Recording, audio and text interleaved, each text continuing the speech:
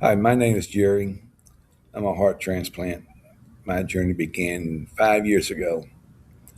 I had CHF, congestive heart failure. Also, I had an ICD in me, which kept me alive a lot. And they said I was a good candidate for a heart transplant. And we both, my wife and I both agreed, said, okay, let's do it. So, and that was about it. That was my first journey. Well, since my transplant, my life's changed. I was able to do everything I wanted to do. Before, I wasn't. I was always out of breath and everything. But now,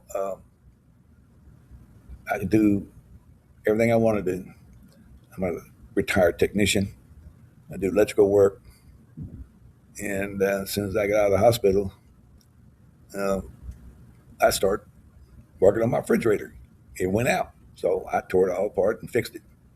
So I could do this everything I want to do for its physical labor.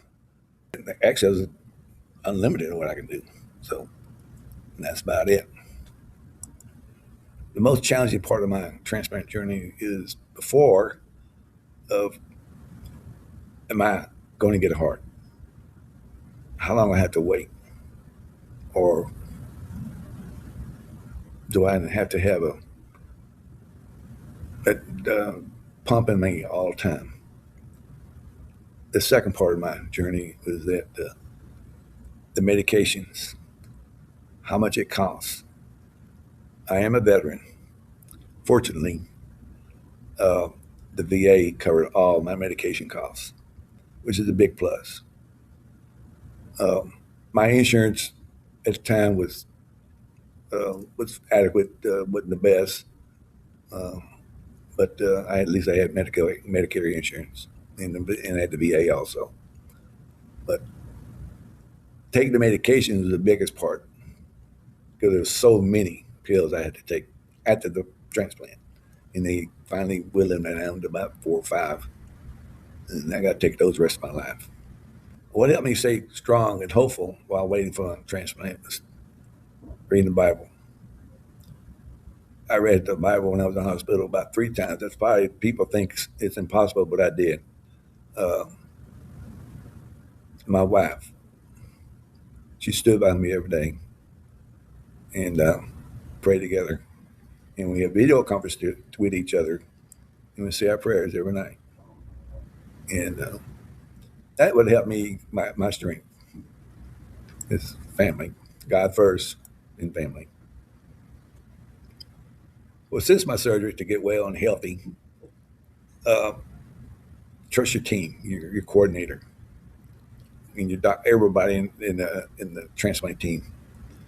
Uh, the hardest adjustment was taking all the pills you have to take after the surgery because they'll eventually whittle down to a few numbers, a few you have to take. But when I first got out, there was at least 50 pills I had to take every day. Uh, and also, some of the pills will give you the shakes, like you have Parkinson's, but that would go away. You will not be able to eat soup or cereal because you won't be able to hold a spoon in your hand. Um, I had to find out the hard way. So my wife had to feed me for about a month. So after that, then they'll start whittling down on the pills. And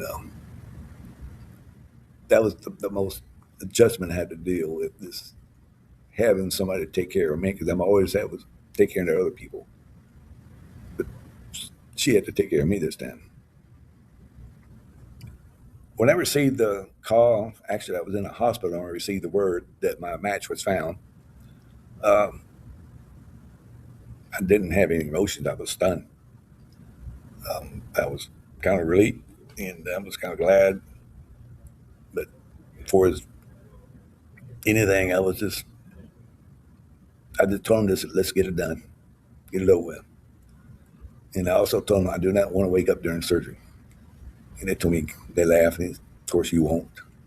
So that was my reaction. I really didn't have a reaction to it. It was just kind of like, okay, let's go. So they prepped me up. And of course, my wife was there. And I said, see you later. My recovery was limited a little bit in the hospital because it was during COVID when I had my transplant. I I had therapy team to come in and help me get up.